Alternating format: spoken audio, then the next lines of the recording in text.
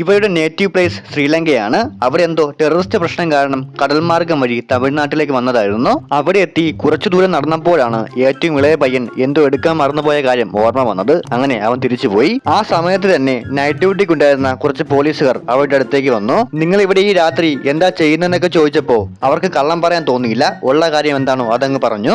പോലീസുകാർക്ക് കാര്യങ്ങളൊക്കെ മനസ്സിലായി വരികയായിരുന്നു. അപ്പോഴത്തേക്കും മറന്നു വെച്ച സാധനം എടുത്തോണ്ട് ആ ഇളയ മകൻ വീണ്ടും അവിടെ എത്തി. ഇവിടെ ആരാ സഹായത്തിനുള്ളതെന്ന് ചോദിച്ചപ്പോ അളിയൻ ഉണ്ടെന്ന് പറഞ്ഞു. അവൻ പോലീസിനെ പേടിച്ച് ഒരു ടാർപ്പയ്ക്കകത്ത് ഒളിച്ചിരിക്കുകയായിരുന്നു.